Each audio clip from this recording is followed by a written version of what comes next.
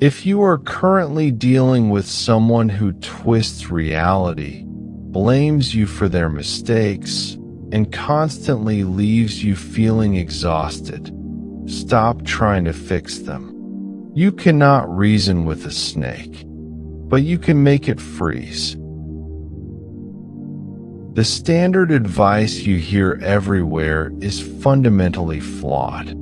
Self-help gurus tell you to stand up for yourself, to build a case, to argue your points logically, or to scream your innocence until your throat is dry.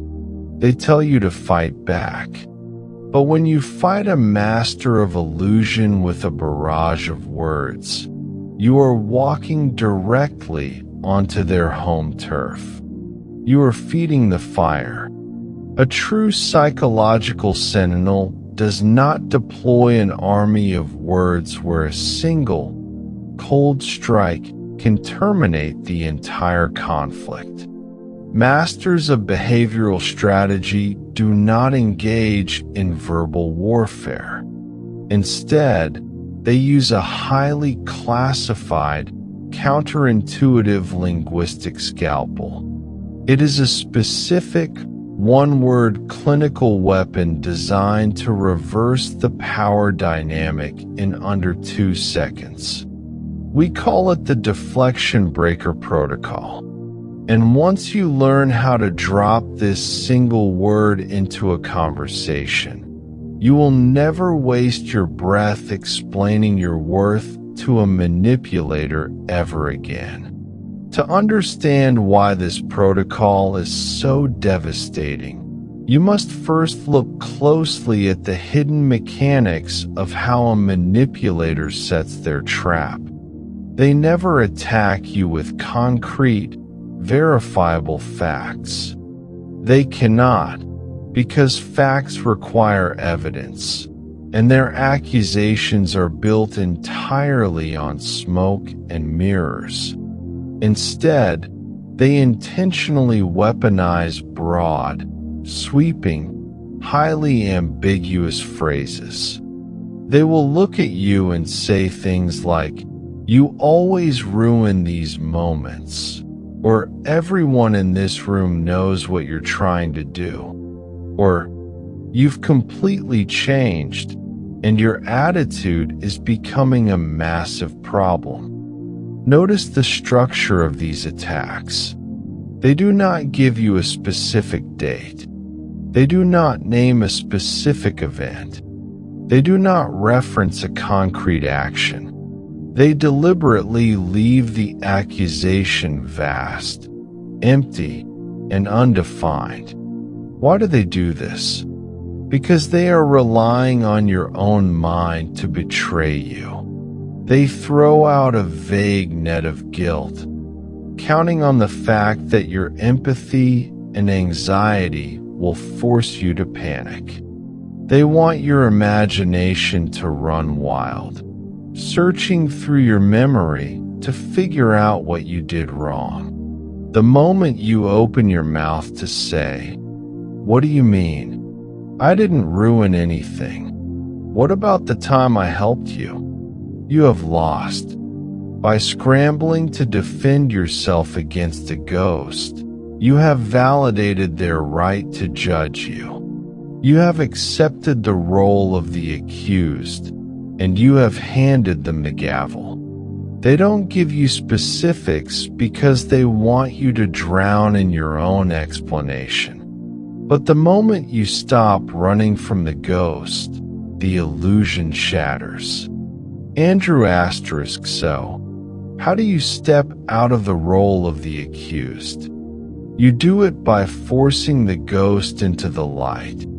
You do it by deploying the exact core weapon at the heart of this protocol. The next time a manipulator hurls one of these sweeping, undefined accusations at your character, you will not flinch. You will not offer a single defensive sentence. Instead, you will let a heavy, calculated 2-second silence stretch between you. You will look them directly in the center of their eyes, and you will utter a single word. Explain. That is the entire intervention. Just one word. But the devastation of this weapon relies entirely on your execution. You must not speak this word with anger. You must not use a sarcastic tone, or a bitter smirk, or a defensive edge in your voice. If you show emotional friction, you give them a new handle to grab onto. Instead, your vocal delivery must be entirely flat, neutral, and cold. You must speak with a sense of clinical curiosity, adopting the unbothered posture of a laboratory scientist observing a strange, microscopic insect under a lens. You are not fighting them. You are calmly asking an irrational subject to make sense of their own noise. By stripping away all emotional feedback, you pull off a masterclass in psychological inversion. With one syllable, you have completely flipped the burden of proof. You have ceased to be the person on trial, and you have quietly forced them onto the witness stand. They went from the supreme judge to a scrambling defendant who must now build a factual case out of thin air. Consider the weight of what happens when you hold that position. Think about your inner circle right now. Is there someone in your life, perhaps a friend, a partner, or a colleague, who constantly uses these invisible needles? Someone who subtly minimizes your wins, shifts the goalposts, and waits with quiet anticipation for you to break down and defend your worth to them? You don't need to say their name out loud. You don't need to expose them to anyone else. Just notice them. Acknowledge the pattern for exactly what it is, a tactical game designed to keep you destabilized. Recognizing this behavior is the first step toward absolute psychological immunity. Once you see the script they are running, you no longer have to play your assigned role. You can choose to change the game entirely.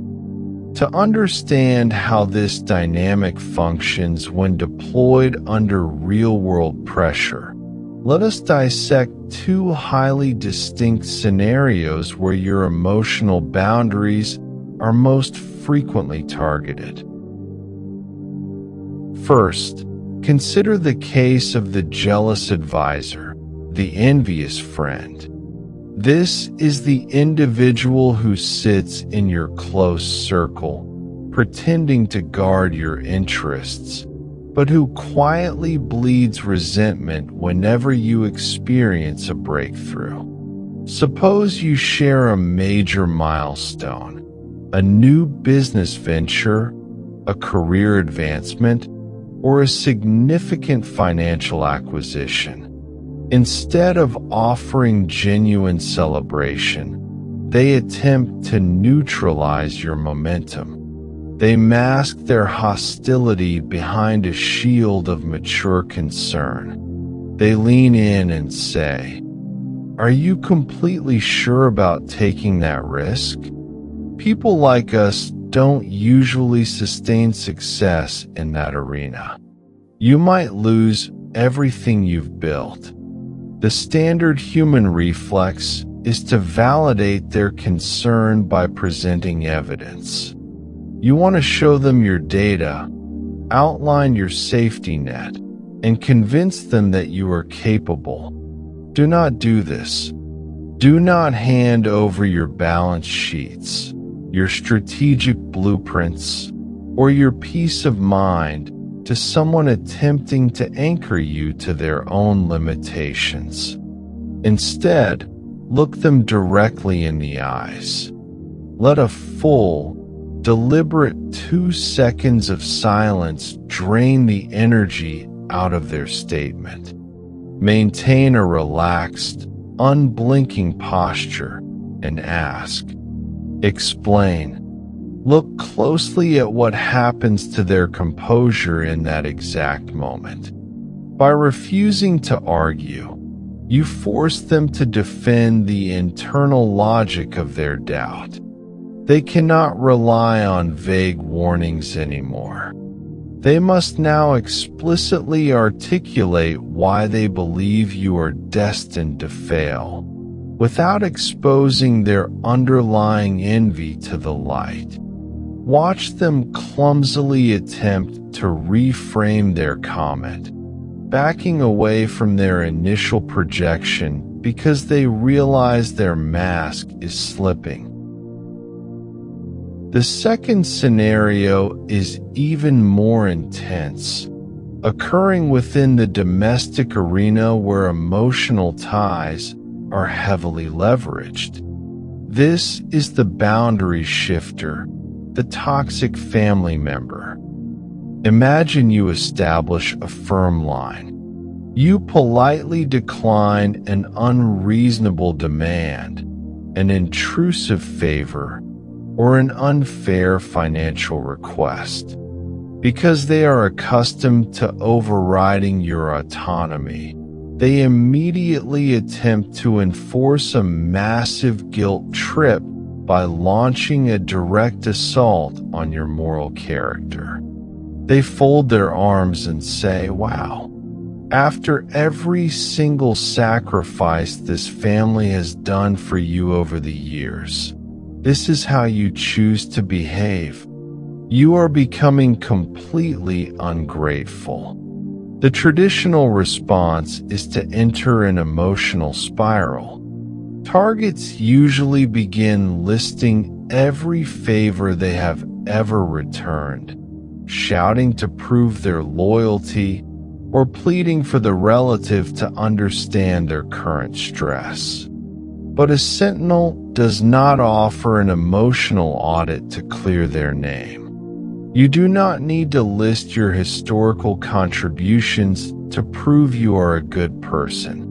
You simply absorb their outburst with absolute stillness.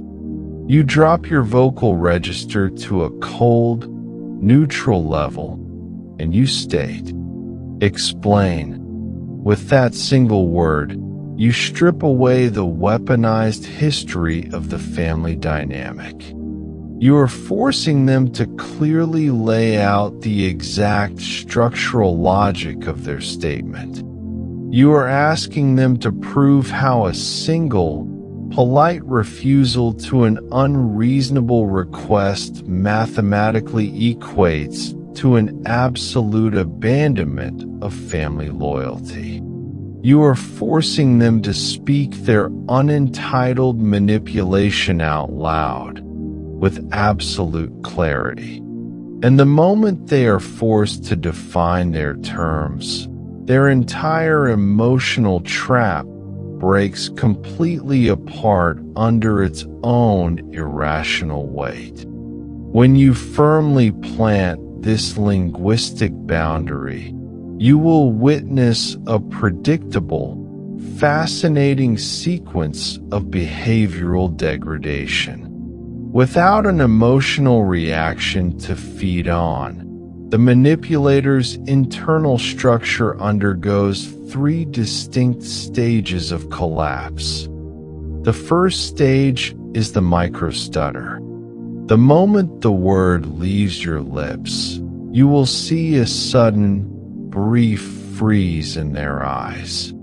Their brain is frantically searching its filing cabinets for non-existent evidence to support their vague accusation. Because they spent no time gathering actual facts, their cognitive processing completely locks up. They will open their mouth, close it, shift their posture, and fumble for words as the reality hits them that they have absolutely nothing to back up their claims. When they realize their lack of evidence is exposed, they instantly move to the second stage, the rage pivot. To deflect from their embarrassment, they will try to launch an aggressive counterattack targeting your response itself. They will say things like, "Why are you acting so cold?" Or, "Oh, so now you're interrogating me." Or, "You always have to make everything so difficult."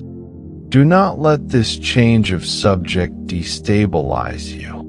This is simply a desperate smoke screen designed to pull you back into an emotional argument. When you refuse to engage with the rage pivot, they are forced into the final stage, the total retreat.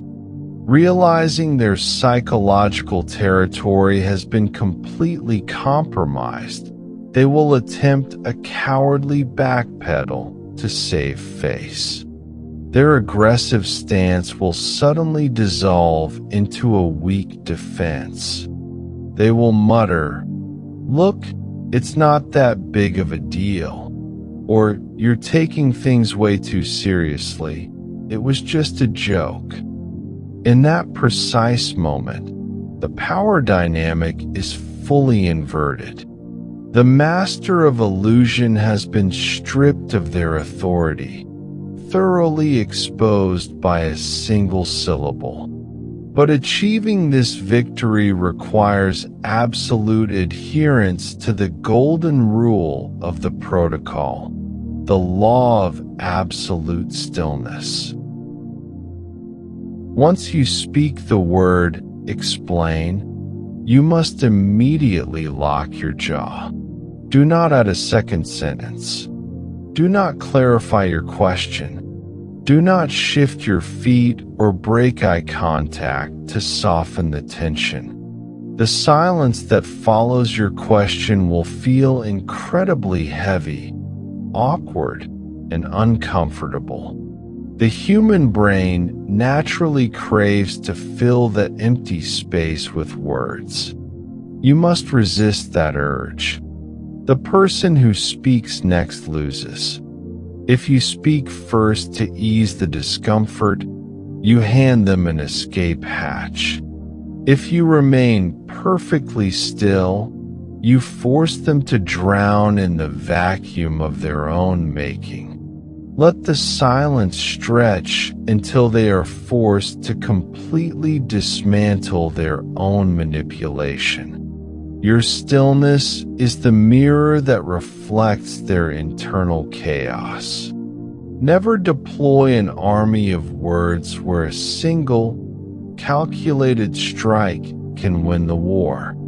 Protect your peace with clinical precision and allow your silence to do the heavy lifting for you. True psychological dominance belongs to the person who can shatter an entire web of lies with minimal effort. If you want to master these hidden protocols and build an unshakable psychological shield, make sure to subscribe to the Logic Sentinel. Join this circle, protect your peace, and never let a manipulator control your narrative again. And if you have the discipline to stay silent when challenged, type "grounded" in the comments below so I know who belongs to our inner circle of sentinels. Stay sharp, stay logical, and let your stillness handle the rest.